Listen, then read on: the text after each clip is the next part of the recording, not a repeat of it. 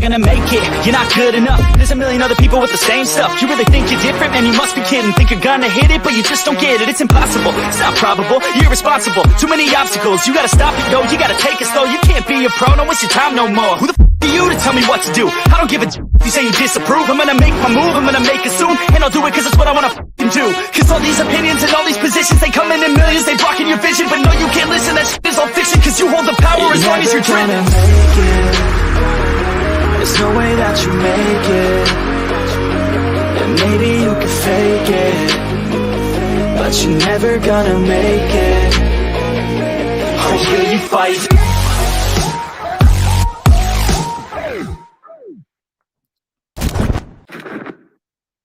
Hello and welcome to Gameday from the UK, another Miami Heat UK live pre-game streaming show here tonight to preview the game against the Atlanta Hawks. If you are watching on our Twitter feed, thank you for joining us. We know that's where the majority of people do watch these shows. But if you want to get involved in the show, if you want to interact with us, if you want to put a question to us, if you want to comment on anything, you need to get over to the YouTube channel Miami Heat UK TV and we will feature it in the show. We've got a good squad tonight. Look at this. Here we go. Olly, John, Bilal, Sam all with us tonight, which is great stuff for a Friday night. Olly Rahimi, how are you, sir? Yeah, I'm doing very well, Dan. Thank you. How are you? Good. Yes, I'm very good. Thank you. Very good. John Jablonka, I haven't heard from you from a while. Merry Christmas. Happy New Year. It was a good time. Feeling good. And even better now that we know Bam's back next week. Absolutely, yes, we're coming to that 100%. Great news we're hearing just an hour or so ago. Bilal, Mona, how are you, mate? I'm doing good. Good. Yes, haven't seen you for a while too, so great to have you back with us. I'm not sure whether Sam is with us. He's just sent a message in the private chat saying he's having a bit of a glitch. Sam Aquara, can you hear me? Are you with us? We'll take that as a glitch. He'll come back to us shortly, I'm sure. No problem. Guys, another game tonight against the Atlanta Hawks. We took care of business emphatically last time out with a big win, blowing them out, which ended the road trip after a Western trip, finishing 3-2 and then picking up that win at Atlanta. Meaning we went on the road 4-2. Before we get into it anymore, John, I'll start with you. A 4-2 finish to the road trip. Just the Kings loss, which could have really been won. A really good open look there at the end from Jimmy Butler to win it at the buzzer. That didn't go our way. And then the Warriors loss, I think, was a scheduled loss anyway, really, especially seeing as though Jimmy went down during that game. So all in all, a pretty impressive road trip. What's your main takeaways? Yeah, definitely feel impressed. Like those losses as well, they weren't bad losses. We were in the game for the Warriors game as well. We lost on a buzzer, on a game-winning shot on the Kings. And you lose some games, especially when it's away. But we've seen more more from guys like Cal Guy and all those 10 days guys. We've seen more improvement from Omar. So everything about it was so impressive. Yeah, definitely. It was the most impressive thing. I mean, when you look at for two of those games at least, all we had on the bench were 10-day players. For them to come in and again just make an impact, it's heartwarming really, because you just think like it doesn't matter what team you're going to put out there, you're going to get a good game out of this team. There's no easy rides. It looks like we've got Sam Aquara back with us. Sam, are you here? You're on mute. So unmute you, buddy. There you go. Can you hear us, Sam? I'm still on mute. Yeah, okay, I'm good. We can see you, we can hear you. It's been a long day. But yeah, I'm good. Glad to be back. Great stuff. Yeah, great to have you with us. Let's stick with you then, mate. Yeah, a big win against Atlanta last time out. Blow them out to end the road trip. Despite a very, very icy start, the catalyst once again off the bench was Tyler Herro. A massive game from him. He looked like he was playing with all the confidence in the world, which is a pretty big thing when you look at a confident guy like Tyler Herro anyway. He was just one rebound short. He was half a second short of his first ever triple-double. Did that end up making that game almost feel like a loss to you? Absolutely not. I looked at this game and the game before that from a completely different angle than most because I don't know if you remember, but coming into the season, Tyler Herro made these remarks that he believes he's in the same sort of conversation with the likes of Luka Doncic, Trae Young, Devin Booker, and so on. And he absolutely played well against the Suns. He outplayed Devin Booker, in my opinion. And he did that the following game against Trae Young. So I'm glad that you mentioned confidence because that's one thing that he's not lacking. And he's just been proving everyone that he's about what he says. Yeah, he's once again, as I said, this role that he provides us, this energy, this burst. He's averaging 21 points, five assists, 4 rebounds off the bench, there or thereabouts. Anyway, Bilal, there are people that still sort of want him look at those numbers and think, well, then put him in the starting lineup and you'll get more production, which it doesn't quite work like that. For me, I don't ever want to change that. I think that the six man, as we've spoke about many times, is sort of wrapped up 6 man of the year. I don't think there's any chance anybody catches him here. But do you interrupt that flow? Do you let him just run that bench unit whilst it's working so well, or is there an opinion here or a shout to move him into the starting lineup? I'd say for now, leave him on the bench and then let him do his thing as a 6 man. I think we've seen in the past few games that he did feel like off the bench, he's playing against the bench unit from the other teams, and he's getting hot there, and then he's bringing that part of his game against the stars of their teams towards the end of the games. So I feel like it's better for him to start off the bench, and then we'll see what happens from there. But I feel like he's playing out of his mind at the moment. Yeah, without a doubt, it's the best basketball of his career. And then that being said, Bilal, let's just follow it up with this: should he and will he be an all-star? You know how it is with the media and the Miami Heat, but I feel like he should, and the Miami Heat should have multiple all-stars, but I don't see us having more than one, if I'm honest. It's a bit of a crazy one. Yeah. Nikias brought this up, Nikias Duncan, to say that the lock in here is Jimmy Butler. He should be, but he's missed a lot of games, and that could hamper his chances. Bam Adebayo the same. It's almost like it might even be a surprise to see Bam in, considering he's just missed 6 weeks of action, and we're only obviously take this to the beginning of February when All-Star break starts. And Tyler Herro is an outside chance, and Cole Lowry is a contender, but maybe we're expecting it not to happen. So, yeah, you're probably right.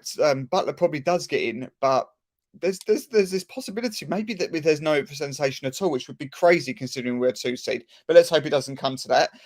Olly, let's just come back to the game quickly. Another start for Max Strus over Duncan Robinson. I asked this to David Ramil on Locked On when he was on my pod the other day. Do you think this is to stay, or do you think this is just now what we're thinking he provides whilst Jimmy Butler is out, which is maybe a bit more of a replication for what Jimmy can do? Jimmy's going to be back hopefully anytime now, probably either tomorrow or Monday.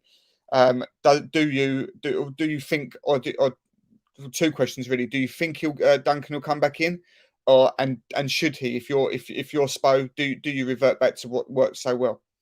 I think will he? Probably yes.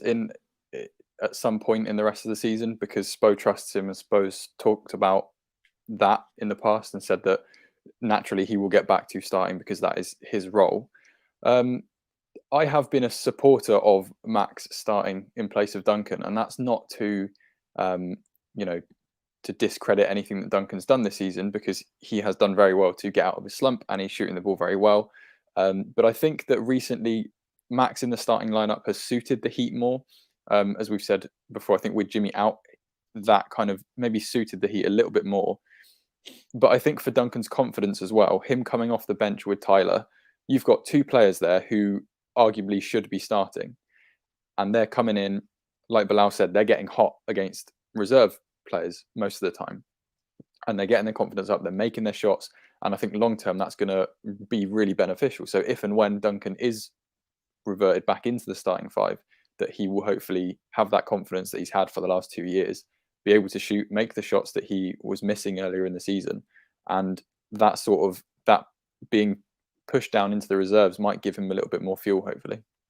Yeah, it's a tricky one, and there's not really. I don't really see it as it's a win-win situation anyway, in my opinion, because Duncan is now playing well. He's not, that slump is well and truly in the past. He's shooting the ball well. He's playing well. He's contributing to these wins. But you've got Max Strus who, why would you fix this at the moment? Why would you make that tweak when we're not only playing so well, but he's contributing as well? So, whatever happens, I'm riding with it. It's not an issue really. We're getting wins, we're getting good performances from both players.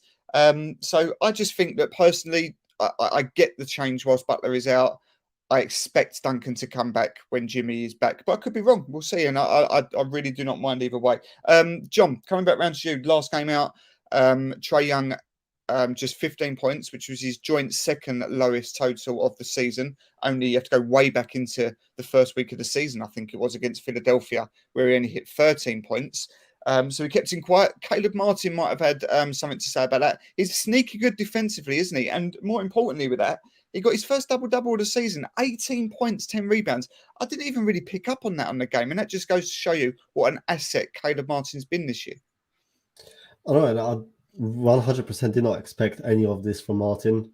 Coming into the season, I thought he was just going to give spot minutes, give that athleticism. But for sure, I was not expecting this kind of level on defense. He's been stopping Dame, Trae, and every other guards. But then he's also able to switch. He's more versatile defender as well. He's a bigger body. And I would have to check his stats, but he's been shooting lately much better as well. So he's not just a athletic guy. He can actually just shoot more from deep as well. Yeah, it's going to be really interesting because, when the playoffs start, and I know we're a long way away from that yet. Heat have got, as we've said many times, the Heat depth is outrageous, the best in the league, and that's not being biased. It's completely the truth. The team can go all the way down to 10th, 11th, 12th man and get production. We know that as the playoffs go, unless you get blowouts, and maybe you might get the odd person that will come in and just take the odd minute or so. But normally, regularly, Sam, you get to maybe 8 players. That's all you're really going to see is the core minutes to get you through playoff games. When you know that Tyler Herro is going to be one, and probably, Marcus Morris or Dwayne Dedman might take some minutes. Who's the other? Do we look at do we look at Caleb as being that next man that will give you that sort of production, or is that something maybe harsh on someone like Gabe Vincent and Max Strus, who have been doing exceptionally well as well?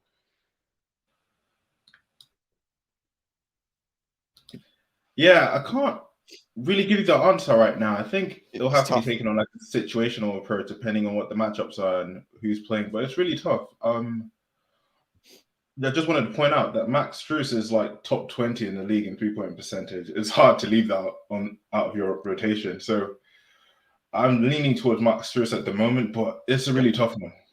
Yeah, it is, and there is, as you said, there's no real right answer to it because it is situational. But yeah, you just feel like there's going to be some real good players here. Maybe not even getting minutes in playoff situations here, and that's quite crazy. But again, a nice problem to have.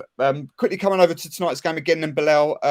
We don't need to go sort of too much into it because we're covering obviously the last game out as well. But a big win.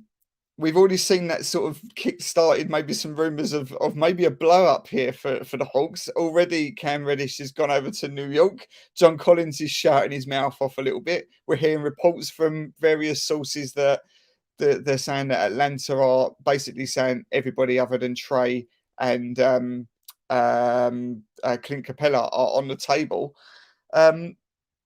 I know there's been some talk before about John Collins and what he would do with the Heat. It looks like a good fit on paper, but right now, would you be involved, or are you just saying we're not touching this team?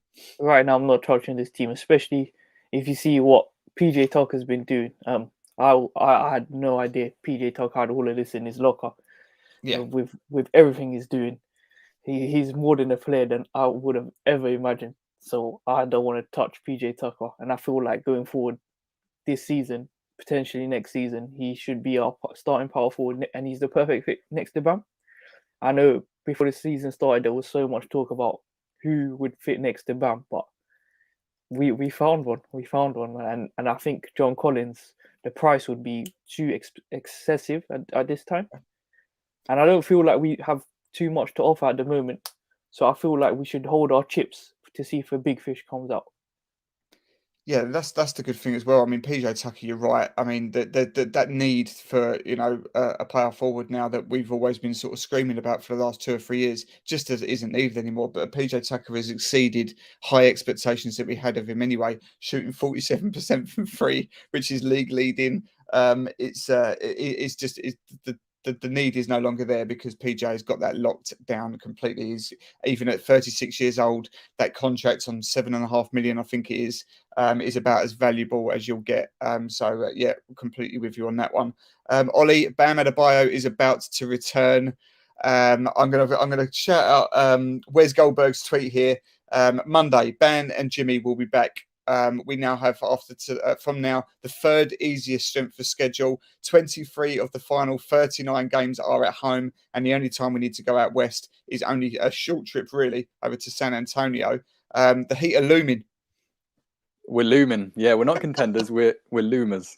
That's just fuel to the fire, that, isn't it? Which I think is brilliant. Yeah, I can't wait for Bam to be back. He's the, I don't want to say missing piece because he's not. It's not like he's an unknown. We know exactly what he is and we know exactly what he brings to the team. So having him back will just bring the team to another level, and it just adds to that depth. It might be bad news for someone like Omer Yurtseven, which is a shame because he's played so well recently. But then you have an all-star, a Defensive Player of the Year candidate, someone who in the next couple of years should be making an All-NBA team, to come back to a team that is already second in the league. Over the last 15 games, our efficiency, we've been number 1 in offense and number 8 in defense, number 2 overall in net rating. So the team's flying at the moment. If you add another superstar to that mix, then it's only going to get better. And we're coming for that number 1 seed. We are, exactly. Took the words out of my mouth. Chicago have got a difficult schedule coming up over the next 7 or 8 games. The Heat are playing a ton at home, 8 of the next 9 or 7 of the next 8, I think it is, at home. Yeah, every single chance we sit just 2 games back, that we will be fighting for that 1 seed as we come back to full health. So exciting time. Just a quick touch there, John, on Omer. He's been brilliant, absolutely brilliant as a third string centre behind Dedmon and Bam. We could not have asked for better. His game has improved in this run as well. He looks very raw. When he came in and we saw some minutes earlier in the season, he's rounded his game off very nicely. He's looking very, very good. But that then brings people to say, they look at the box score, to look at the numbers, and they just say, oh, he needs to be playing still. We need to maybe move him into the 4 and put Bam at the 5 or the other way around, maybe. That doesn't happen, does it? Or even if we never see another appearance, if we don't see any more more sort of long, like big minutes from him, even from now to the end of the season, he can hold his head higher that he's come in and done his job very well, and he'll be back with more development next season, won't he? Yeah, and I really expect Dedmon to go back to his backup role, but now I'm even more confident in our team. If Bam's in foul trouble and Dedmon's in foul trouble, then Omer can give you good 12 solid minutes. But then I also don't get the argument for that we need to play him to develop him. Like, we're contenders, and you don't develop players when you have an actual veteran that provides more impact than a raw big man. And I'd rather have Dedmon out there with Jimmy, with Tyler, than Omer. Yep, 100%. So what we last game out saw Heat hit the 41 game mark, which is officially their halfway point of the season. I'm going to ask you all this question once before we get on to predictions tonight for the Atlanta game. Sam, I'll start with you. First of all, a grading I want for the season to date. And you do the culture countdown, so I know there might be many moments here, but your favourite moments of the season as well. You're all going to get asked this question, so have a think. Sam, starting with you. Oh, that's a tough one. Favorite moment of the season so far. I'm gonna have to come back to that one, but my grading has got to be an A. I mean, I didn't see this team top 2 in the East. I probably had us like 3rd or 4th. So the fact that we've exceeded that and we're halfway through the season, and you got to remember this is around the time that Heat teams start to gel, around like end of January, February. That's where it all starts to come together. So we've still got the second half of the season to see where this team takes us. But so far, it's an A. Yeah, definitely, and that's a really good point because you're right. Historically, the Heat do normally get better after All-Star break, so that will only be good things. And look, I mean, the East is very cluttered at the moment. I think there's only about 2.5 games separating the top four. Might even be 3.5 games, I think, that separate the top five. So it's very much, it can swing either way. You've only got to have a bad little run and you could be slipping down again.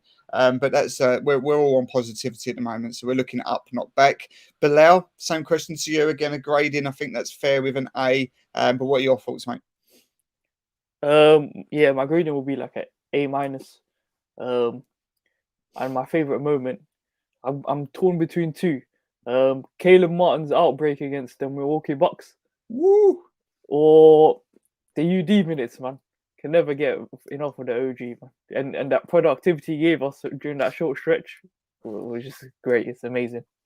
As John was talking about Omar, I was actually sitting there thinking, yeah, you know, he's right. Deadman will come in, and even then, it gives you some faith that if they go out, you can get some minutes from Omar. And I was thinking, yeah, man, this means that there's probably going to be no more UD minutes. That was the only thing I was thinking, which is sad because it's been fun watching UD. But we'll see. Who knows what comes around the corner? Okay, A minus, and yep, some good points there. UD minutes and Caleb's breakout game, which was awesome just before he got injured. Ollie, again, same to you. Grade is an F. We should be 41-0. End of story. No, I'm kidding. Yeah, A. I think surpassing all expectations. I like Sam said. I had the same. I was Brooklyn and Milwaukee to be 1 and 2. So yeah, we're surpassing all expectations considering everything. Injuries, COVID. Coach Bo is coach of the year, undoubtedly. My moment of the season is, I think it's got to be from the opener against Milwaukee, the Max Strus block / Tyler Herro buzzer beating 3, just embodied Heat culture. Yeah, that was it's difficult to beat that. It's still, I mean, that was game 1 of the season on the buzzer to end the first half, and an incredible first half. I think a 71-point first half, something silly like that. It's not a lot at sort of 1:30 in the morning that can get me jumping out of the seat screaming, but that certainly did. Good answer, mate. John, same thing. Yeah, I would say A. I wasn't expecting this sort of season with everyone healthy. When I was making my prediction, I was thinking 3 seed.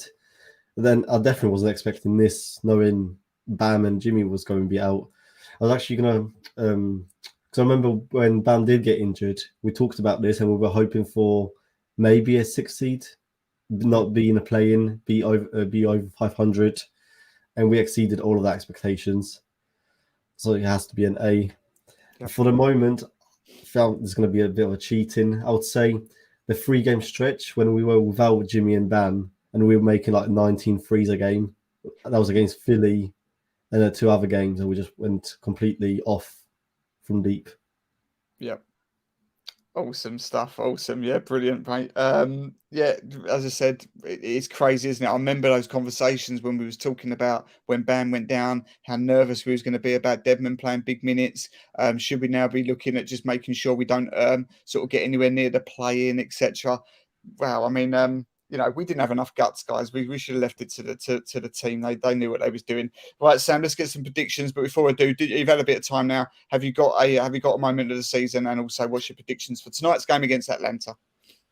I'm going to cheat, kind of like how John did. I'm going to go that 3-game stretch where we had like the Caleb Martin game, and then we had the Dwayne Dedman game, and then we had the Yurtseven come out. So yeah, can't remember the exact 3 games, but there was like a 3-game stretch where there was just one player that stood up and gave us like an exceptional sort of performance, and that's it. But excellent point. In terms of predictions for tonight, I'm gonna go another blowout.